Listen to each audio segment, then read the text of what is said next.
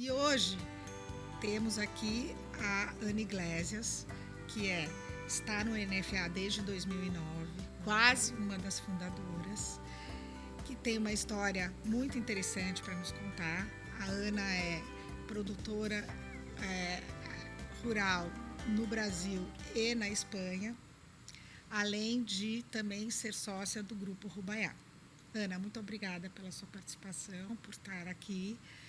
E a gente queria começar hoje te perguntando um pouco, né? Você tinha até um currículo mais amplo do que essa minha introdução, mas eu acho que ao longo da nossa conversa você vai nos contar melhor. Eu queria entender como foi seu início no agronegócios. Né? O que te inspirou? E conta um pouquinho do seu desenvolvimento, da sua trajetória nesse ambiente. Primeiro, eu queria agradecer estar aqui, que eu fiquei super feliz. E eu acho que é um projeto que vai ser muito legal e que a gente vai aprender muito. Eu sempre gostei do campo, desde que eu era menina. E sempre vivi rodeada de animais, de cavalo, gado e tudo. E quando eu conheci o Belarmino, meu marido, que ele era fazendeiro, então eu realmente entrei de cabeça. E aí eu comecei a trabalhar junto, e tanto na fazenda quanto nos restaurantes, porque a gente tem na verdade, um princípio de fazer da fazenda para o prato. Então, a gente desenvolve os produtos na fazenda para poder ter o melhor produto para o nosso público, nosso consumidor. E, Ana, sua formação é em marketing, né?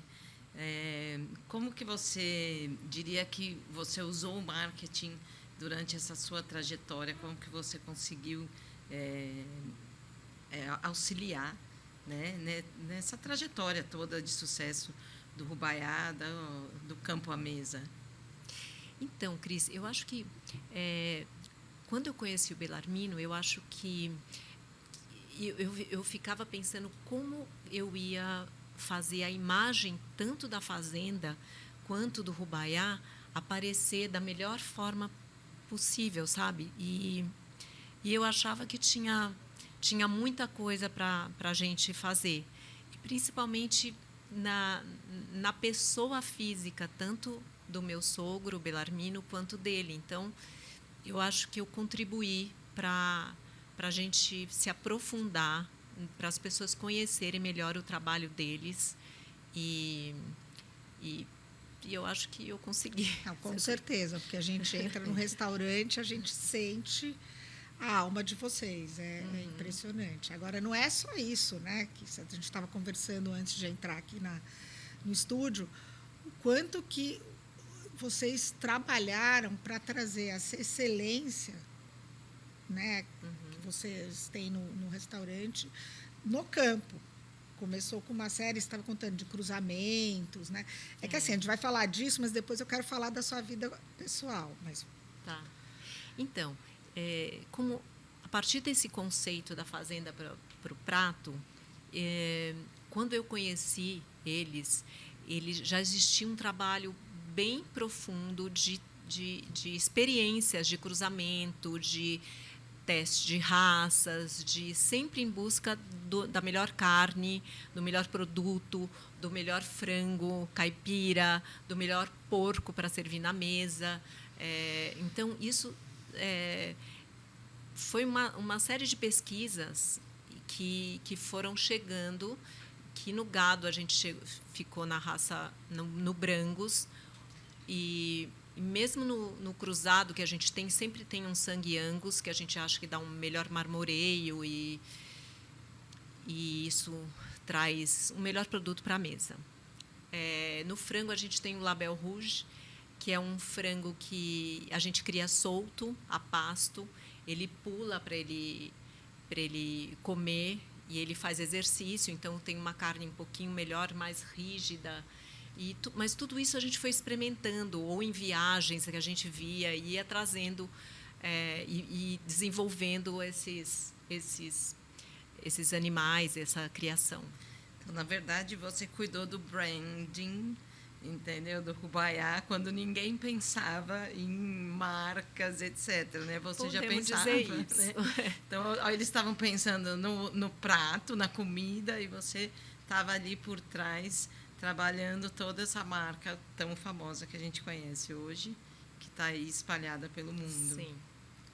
E importante, assim, nesse período, né, que você estava presente tanto no campo como no próprio business, né, no restaurante, teve algum desafio que você passou, alguma situação que você gostaria de nos contar?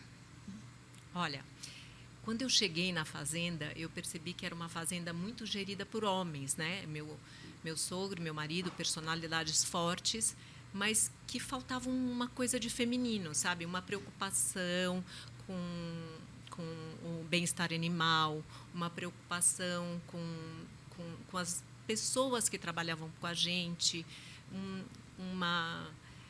eu acho que não tinha esse olhar. E eu acho que pouco a pouco eu fui colocando esse olhar e plantando árvores no pasto e me preocupando com isso e me preocupando inclusive com as pessoas. Então tinha uma escolinha na fazenda que era legal, assim, que pessoas até de outras fazendas vinham estudar. E aí eu fui melhorando a fazenda, fiz uma pequena biblioteca, trouxe internet, fiz parquinho, fiz brinquedoteca. E a escola até ganhou prêmios na época. Então foi um projeto bem bacana. E mesmo com saúde e tudo. E eu lembro também que eu conversava muito com as pessoas, entrava nas casas da colônia, conversava o que eles precisavam, como é que era a vida dessas mulheres. E então isso foi dando essa mais humanizada, esse lado mais feminino. Isso que eu ia falar, né? Aquela veia materna, né? Será que a gente tem, que a gente quer cuidar de todo mundo, né? E Ana, você tem 4 filhos, sim, né? Já sim, estão grandes, estão casando, está na temporada de casamentos. Sim. Mas assim, né? Como foi conciliar, né? Criar 4 filhos. A gente ainda nem falou aonde estão todos os restaurantes do Rubaiá, que eu gostaria que você falasse para que as pessoas tivessem ideia da dimensão do negócio de vocês e o quanto vocês andam aí pelo mundo, né? E você criou 4 filhos, né? Além das fazendas e da empresa. Como é que foi isso, né? Então, na verdade, assim, teve um momento mãe, né, que eu tive, que eu fiquei muito dedicada a eles, que eu achava que era importante, porque nesse negócio, restaurante, existe uma dedicação, assim, quando todo mundo vai descansar no fim de semana, é onde a gente mais trabalha. Quando todo mundo, sabe? Então, a gente anda um pouco na contramão. Então, tinha que ter uma presença familiar. Então, eu trazia muito eles vinham muito no restaurante. Eu lembro quando a gente abriu o Figueira, que a gente trabalhava tanto, meu filho menor falava assim, eu vou pôr fogo nessa figueira, porque meu pai só trabalha, meu pai não me gosta mais dela do que de mim. Então, sempre teve essa coisa, mas a gente foi trazendo, pouco a pouco, eles para dentro e eles foram entendendo também como que esse é um negócio. Tanto é que hoje eles trabalham com a gente e, surpreendentemente, assim, parece que estava no sangue, sabe? Eles têm o maior orgulho ver eles tocando o nosso negócio. E eles trabalham em que parte, assim, na fazenda, nos restaurantes? Eles trabalham na fazenda e nos restaurantes, mas nos restaurantes eles são financeiros, mas eles se complementam e eles trabalham na operação dos restaurantes. Mas todas as decisões a gente faz um pouco num conselho familiar, vamos dizer. E então, desde a reforma do banheiro, um prato novo, vamos trocar os pratos, sabe? É uma decisão que a gente faz reuniões rápidas e, claro que tem falhas, porque sempre tem uma falha de comunicação, de repente aparece um negócio, opa! Mas sempre trocando muito e sempre cada um participando do seu jeito. Então, tem uma complementação, um jeito legal da gente gerir numa empresa familiar, né? E uma curiosidade, né? A gente estava conversando, você me contando que você vive parte no Brasil, parte na Espanha. Que você tem essa atividade agro nos 2 países. Sim. Conta um pouco para a gente como é que é essa vivência, as diferenças, as vantagens, as desvantagens. Então, a gente tem restaurante na Espanha também, no Chile, em Buenos Aires e no Brasil. E eu acho que, principalmente no agro, a diferença maior que eu vejo é os módulos, né? Na Espanha são fazendas pequenas, aqui são fazendas grandes, você tem que estar muito mais... ter mais gente trabalhando, ser mais profissionalizado. A Espanha é uma agricultura mais familiar, sabe? As famílias ficam dentro, cada um tem a sua terrinha e tem o seu porco e tem o seu sua hortinha e eles vivem daquilo, principalmente na Galícia, que é uma área rural com aptidão florestal e uva, mas não é o melhor vinho da Espanha. Mas a gente tem umas vinhas e a gente faz nosso vinho também para o restaurante. E a uva chama Mencia e a gente começou com uma uva de vinho branco, agora me esqueci o nome, mas Godelho. Mas eu acho que principalmente são esses módulos, sabe? E o jeito de gerir, porque tem menos mão de obra lá. Então a gente tem que estar. Existe uma fundação na Galícia, uma fundação que meu sogro fez, que é uma escola de hotelaria e de viniticultura. A escola de viniticultura é mais nova e ela hoje é uma escola considerada uma universidade. Esses alunos do curso de viniticultura nos ajudam muito na vendímia, né? Na época da vendímia eles passam o veneno que tem que passar, eles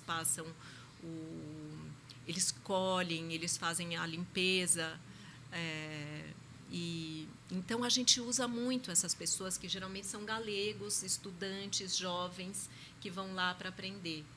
E aqui no Brasil a gente sabe, é tudo diferente, né? Você tem, né, Ana, uma vez você contou para mim da vendímia. Uhum. Né? Eu lembro que assim você contou, era assim com um amor. Que, assim, você até falou, não, Cris, eu vou te convidar. Que eu falei assim, nossa, eu fiquei tão empolgada. Eu vou te convidar. Conta um pouquinho desse Sim. evento, né, que eu sei que reúne a família, que todo mundo vai lá. Né? Conta um pouquinho para a gente, para que os nossos telespectadores ou os nossos seguidores sintam um pouquinho da emoção que você tem quando acontece a vendímia lá. Então, a vendímia sempre acontece em outubro, final de setembro, que é a hora que a uva está pronta, depende da chuva, depende da graduação alcoólica e tudo. Nessa hora, a gente junta toda a família e a gente vai para o campo, porque a nossa vendímia é bem manual, sabe? A gente colhe cortando, cada um sentado no caixote, onde a gente vai pôr a uva. E aí a gente chama toda a família e todo mundo vai para as vinhas que estão e a gente corta a uva. E eu até comprei luvinhas cor-de-rosa para as mulheres, sabe? Tipo assim, eu fui deixando de um jeito mais charmoso, assim.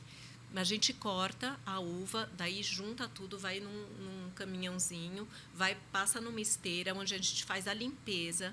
Dessa esteira, ela moe e ela vai para os barris. Mas é um momento tão gostoso que está todo mundo junto, a gente passa o dia trabalhando, depois chega à noite, a gente toma um pouco de vinho e conta, e todo mundo conta uma história, sabe? É muito gostoso mesmo. Eu lembrava de você ter me contado. Sim. E que eu achei muito legal. Mesmo.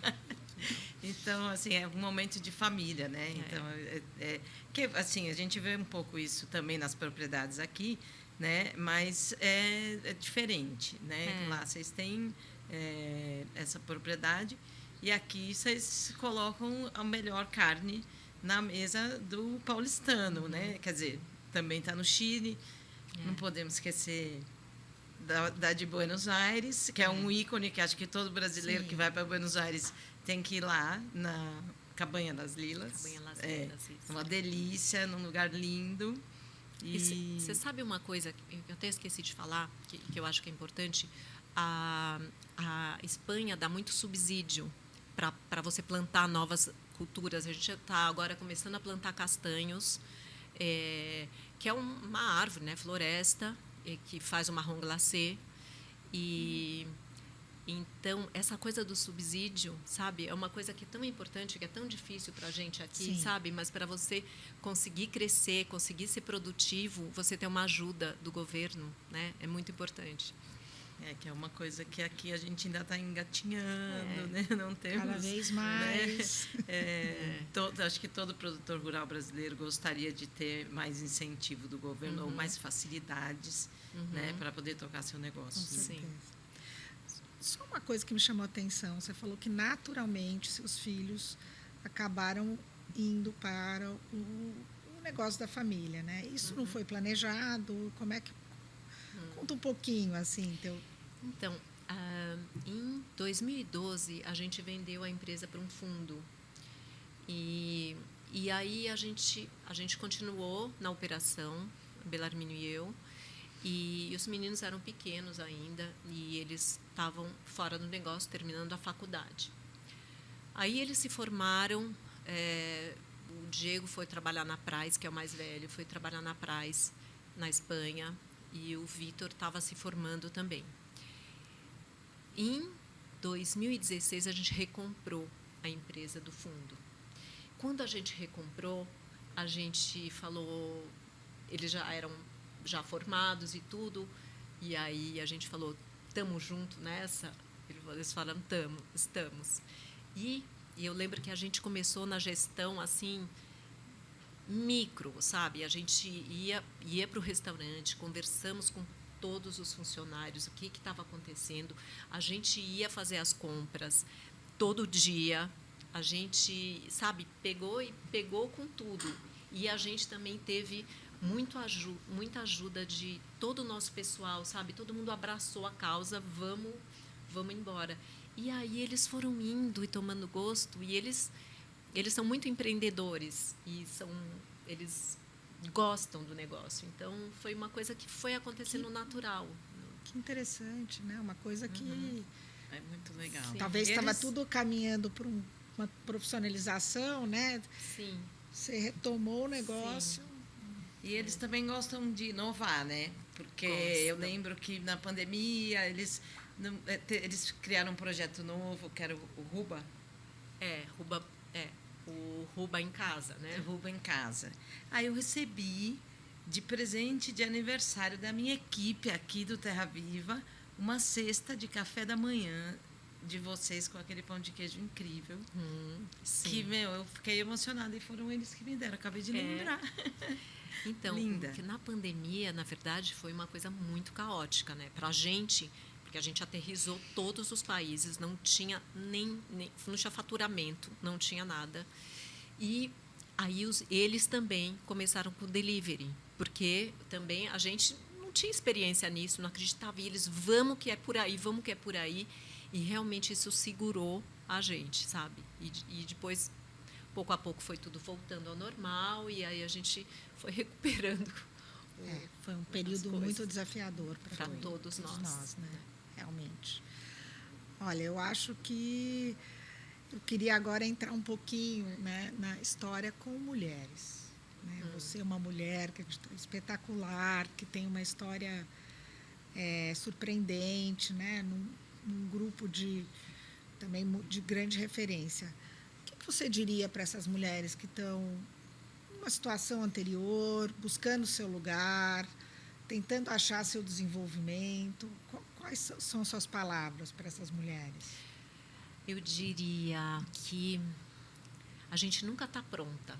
A gente tem que aprender todos os dias que você acorda, você tem alguma coisa para aprender. E ser sempre colaborativa e tentar passar a mensagem para o máximo de pessoas possível do lado. E andar de mão dada, que eu acho que isso ajuda muito. E dentro do NFA, eu encontrei esse lugar onde a gente consegue dar as mãos passar as dificuldades e os êxitos e tudo, e trocar muito, né? Que eu acho que é um lugar de troca que Sim. eu acho que é precioso. Essa era uma das nossas perguntas. Sim, já fomos. Não, mas é uma outra coisa que a gente conversou hoje, que você já falou da ponta, né? Que foi todo o trabalho realizado pela família, pelo seu Belarmino, de melhoramento genético, que chegou na raça Brangus. E antes de começar o programa, a gente falou do que mudou, né? Como é que está essa carne que vocês produzem hoje, que chega no prato do consumidor também, né?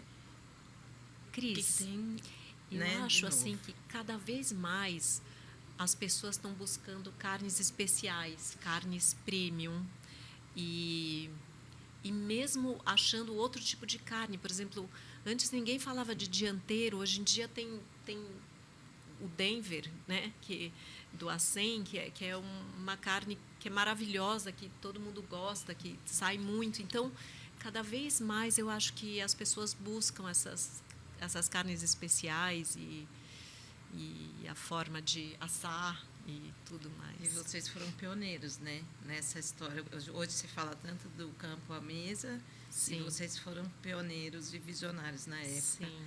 Mas, assim, como você já contou aqui algumas coisas, né? O seu Belarmino ter criado uma escola, né? Lá, uma fundação. Você, na fazenda, ter se preocupado com a educação, né? Com a saúde, com as famílias, com as pessoas, né? Os seus filhos. Então, assim, sim, é realmente uma história muito inspiradora. Muito e inspiradora. Que são várias gerações, Obrigada. né? São várias gerações. O restaurante vai fazer 65 anos. Então, você fica poucos negócios nesse ramo duram tanto. Tem muito trabalho por trás, né? Não, sem Sim. dúvida, sem dúvida. Não, E é interessante, né? Porque quando eu era pequena, o melhor almoço de domingo era quando meu pai me levava no Rubaiá e a gente ficava brincando num jardim que você conseguia Sim, andar. sim. E hoje, com as minhas filhas, é um dos restaurantes que elas mais gostam. E isso é legal, essa então, história, esse né? sabor, tem essa muitas coisa, histórias para contar. essa sim, lá coisa dentro. que vocês estão conseguindo traduzir de gerações em gerações é admirável. Por último, eu queria encerrar, porque me impressionou quando você me contou que todas as fazendas produzem para os restaurantes. Sim. Eu achei isso, não sei, espetacular. Então, queria que você contasse um pouco a quantidade de carne, né, que existe para os restaurantes. É uma produção enorme, Então, né? a gente consome 180 toneladas ano. 150 no Brasil, 30 na Argentina, com um restaurante, né? O argentino é bem carnívoro. E Espanha e Chile dividido mais ou menos igual. E então tem que ser um plantel bastante grande. Então a gente tem algumas coisas especiais que são feitas para o restaurante. A maioria desse consumo é picanha e fraldinha, que assim, disparado de todos os cortes que tem. E a gente vai buscando em outros lugares. Nosso sócio da Argentina é do Las Lilas, ele também é super importante na fazenda, em fazendas lá na Argentina. E a gente vai procurando sempre o melhor produto para a gente poder trazer e complementar esses 180 toneladas. Não, e como a Maria falou, a gente tem uma memória afetiva com o Rubaiá, né? Porque, Tem. assim, o melhor pão de queijo, né? Que a gente já chega lá sonhando em comer o pão de queijo. Aqueles acompanhamentos. E é uma coisa que a gente lembra realmente de infância. De a Maria infância. falou agora, né? Que ela corria. Aí eu falo, nossa, o Rubaiá acompanha a nossa geração, Maria é mais nova que eu, né? Mas dos nossos filhos. Então, realmente, 65 anos é muito. Com para dar qualidade, muito orgulho, né? Com qualidade. Com qualidade. E esse foco em família, né? Que é isso que a gente não quer ser o da moda, mas a gente quer que todo mundo venha bem, que tragam os filhos, sabe? Que tenha essa confraternização, isso que eu acho que é o que faz perpetuar também. É por isso que está todo mundo junto com vocês, né? E Sim. remando junto e tendo novas ideias. Então, é muito, muito legal, porque é uma sucessão, né, que foi feita do seu Belarmino para o Belarmino e da agora para os seus filhos, Sim. né, e que a gente tem certeza que vai continuar. Né? Ai, Ana, muito obrigada, Muito né? obrigada. Obrigada pelo Obrigada a seu vocês, tempo, obrigada disponibilidade. por essa conversa. Que história gostosa. linda. Espero que todos gostem, né? É isso. E depois a gente Obrigada, vai Ana. deixar também um canal aberto para perguntas, né? Se houver. Legal, porque aí a gente deixa né, Alguém que quem queira manda se a pergunta, aprofundar a gente em manda algum- para você poder responder. Tá ótimo. Tá bom? Tá bom. Muito obrigada. Obrigada, Obrigada. e parabéns pela iniciativa Ah. do NFAcast. Obrigada. Obrigada. Estamos chegando ao fim deste episódio. Muito obrigada, Ana, pela sua presença. Cris, muito obrigada por ter estrategicamente nos oferecido a sua casa. Muito obrigada. Eu que agradeço. Maria, muito obrigada. Eu fico muito honrada de receber aqui na nossa casa o NFAcast, que sejam episódios muito inspiradores. Ana, obrigada também. E vamos seguir nesse projeto maravilhoso, que seja um grande sucesso. Obrigada, Cris. Obrigada.